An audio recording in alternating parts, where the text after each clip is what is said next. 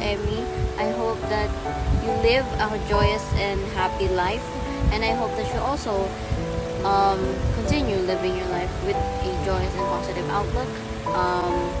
Enjoy. Happy birthday, Lola Amy. Hey, good morning, Grandma. It's your granddaughter, Celebrate. Happy birthday. Ang di ko malilimutan kay Mother, yung siguro yung masasarap niyang lutuin ng mga ulam. Tsaka yung pag may sakit ang bata, yung apo niya, talagang hindi siya mapakali pa. Lagi niyang chinecheck kung kamusta na kayo niya, yung bata. Tapos nagbibigay siya ng payo yung mga dapat gawin since nung mga panahon na yun first time mom pa lang, first time parent pa lang. Kaya salamat, Mother, sa mga itulong mo, mga aral na natutunan namin sa iyo. Happy birthday, Mother.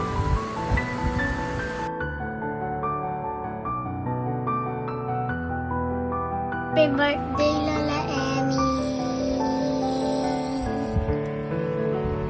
Happy birthday, Lola Emmy. Stay healthy and beautiful. Happy birthday, Lola Emmy. Ang wish ko lang sana ay maging masaya ka lagi and maging positive sa buhay. Birthday, Ma. Birthday, Mama. Ito yung mga hindi namin makakalimutan tungkol kay Mama. Ano yung sa'yo, pa? Sa akin marami. Kasi nung bata pa lang ako, lagi akong pinapalo ni Mama. Pinapalo ako si Mama kasi matigas ang ulo ko. Aminado naman ako doon. Ako na siguro nga yung mas feeling ko mas matigas ang ulo ko kaysa kay Ronald. Magkaibang level lang kami kasi ako kasi yung pagiging matigas ang ulo ko talagang hinahabol ako ni Mama sa damuhan, hinahabol ako ng walis, talagang lagi ako nakakatikim ng gulpi kay Mama. Pero na-realize ko rin naman nung nung time na talagang nag-mature na ako na talagang mali ko, fault ka talaga yung mga ganun. Kasi mahirap din na isa-side ni Mama na halos siya lang yung kasama namin, nag-aalaga sa amin, tapos 5 kami. Pero nakakatuwa kasi pag naalala ko yun, natatawa na lang ako na yun nga, dahil magulang na rin ako, nakikita ko yung mga anak ko, kung paano sila lumaki. Although hindi ko sila kagaya, lalo na si Kuya Jared at saka si Ate Jaden, hindi ko sila kagaya ng ganun kakulit. Pero lang dito sa bunso, no? Pero ganun talaga ganun yung talagang bilang magulang, kailangan makita mo yung sarili mo, kung paano mo i-handle yung family mo. So sa akin, nakikita ko na talagang hindi madali maging magulang. Kaya thankful ako kasi si Mama, hindi siya sumuko sa akin kahit na tigas-tigas ang ulo ko, talagang binabasa niya yung pa ako para lang mangati yung pa ako at di na ako lumabas. Pero pag nawala yung kating, inabukasan, nandun na naman ako sa damuhan. Yun. Tapos pumunta ako sa tambak ng basura, doon ako maglalagi, halos buong araw nandun ako, hapon na ako uuwi, ganun lagi yung sistema ko sa buhay. Pero lahat yun, yung mga experience yun, dinala ko yun hanggang sa matutunan ko paano maging isang magulang na sa mga anak ko, paano ko sila i-handle, alam ko kung paano ko sila papagalitan, kung paano ko sila magsasabihan, para maintindihan nila kung ano yung tama at mali. So, thank you, Mama, kasi na-experience ko yung mga ganun sa'yo. I love you, Ma. Sa akin naman siguro dahil lagi naman si Ding ang kasama ko, tapos nakikwento niya yung mga bagay-bagay na ganyan. Masasabi ko kay Mama, hindi man kami yung lagi talagang nag-uusap, nakikita ko na sobrang mapagmahal siyang ina sa mga anak niya. Tsaka, pag nandyan kami sa bahay, pag nandyan kami sa Matanza, andyan si Mama lagi. Hindi mo siya masasabi.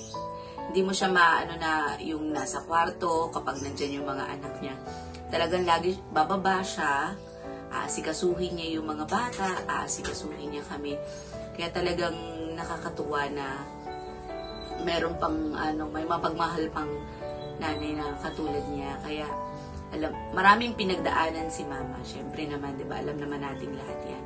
Pero alam yung mga pinagdaanan niya na yun yung ginagamit niya para mas maging matibay pa, mas maging malakas pa sa buhay. Kaya, Ma, happy birthday.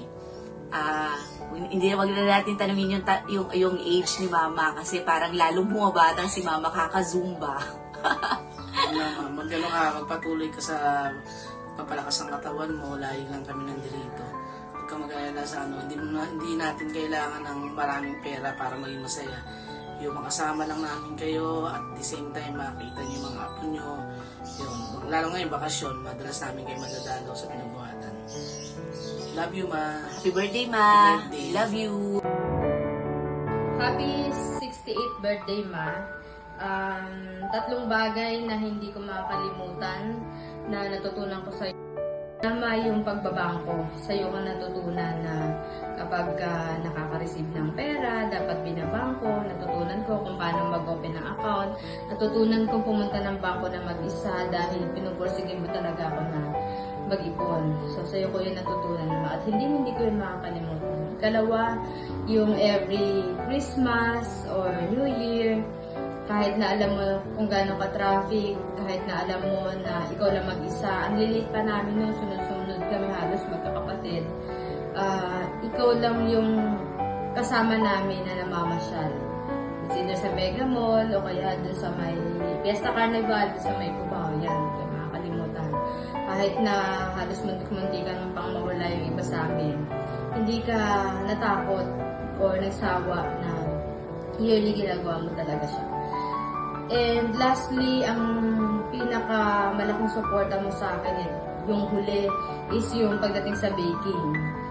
So, yung ikaw ang una kong naging client sa baking na every time na merong birthday celebration, yung mga apo mo, wala kang ginawa kundi umorder sa akin. Ria, ikaw na bahala sa pag-decorate, kung anong design na gusto mo, kung anong design na kaya mo. Hanggang sa nahasa yung skills ko sa pagbibig. So, yung part na kung ano ko ngayon sa Roshanery, dahil yun sa'yo. Maraming salamat, Ma.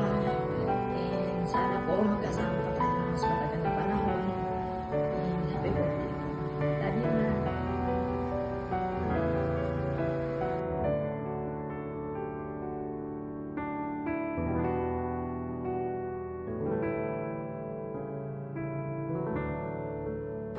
Well, una sa lahat, Ma, binabati kita ng maligayang kaarawan. In English, happy birthday. Okay, Ma, ang wish ko sa'yo is sana ay, magkaroon ka pa ng maraming birthday. Pangalawa is yung mababa pa buhay mo para sa mga anak mo at para sa mga okay. Ang bagay na hindi ko makakalimutan sa iyo is yung pag-accept mo sa akin bago kami kasatili. And nagpapasalamat siyempre ako dahil merong Rhea na binigay sa akin. Okay, yun naman baka masyadong umaba kasi masyadong susumayin ko lahat ng mga gandang bagay na pinakita mo binigay mo sa akin is baka matulog na tayo lahat dito. Siguro yung iba hindi na makakapasalita dito ngayon. So, ayan natin sa iba yung oras. Happy birthday, Manglet, and more birthday to come. Okay? Hi, Lola. Thank you so much for being a great grandmother. Good morning po. Happy birthday. Lola! Bagising pa sila. Ano mo? Ikaw, kuya, ano message mo kay Lola? Happy birthday po, Lola. Sana po marami pang birthday na dumating sa inyo. At happy lang po lagi. Ikaw daw, ano sabi mo? Ano wish mo? Birthday po, ante. Always good health. Ang wish ko po sa inyo, lagi po kayong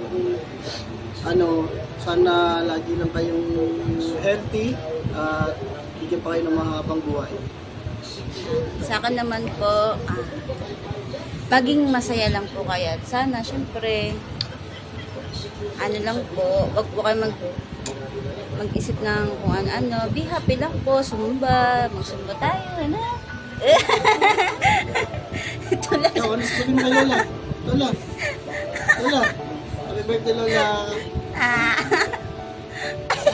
May chaplap.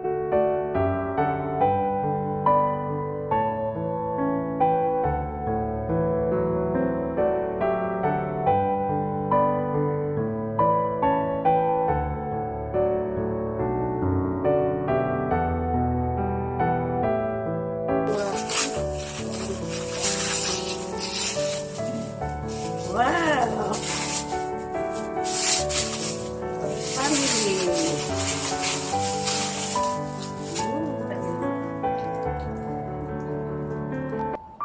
Ganda! Thank you, Edwin, Ria, Rosian. Ganda. Pa-birthday sa akin.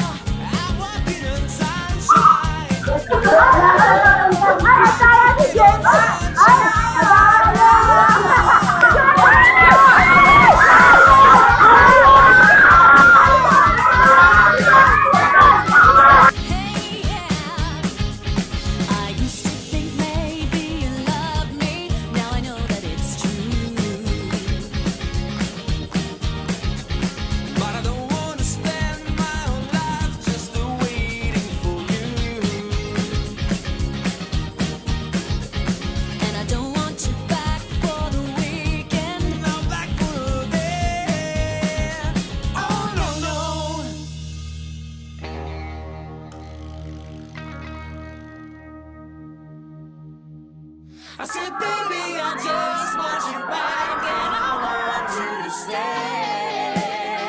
Oh yeah, I'm walking on sunshine. Whoa, I'm walking on sunshine. Whoa, I'm walking on sunshine. Whoa, and don't it feel good? Hey, hey, you're right now. And don't it feel good? Yeah. Oh yeah, now. And don't it feel good? Walking on sunshine. I feel alive. I feel the love. I feel the love that's really real. I feel alive. I feel the love. Happy birthday, Lola Emmy. Happy birthday, Lola Emmy. Stay happy and Happy birthday, Lola Emmy. Ang wish ko lang sana ay maging masaya ka lagi and maging positive sa buhay.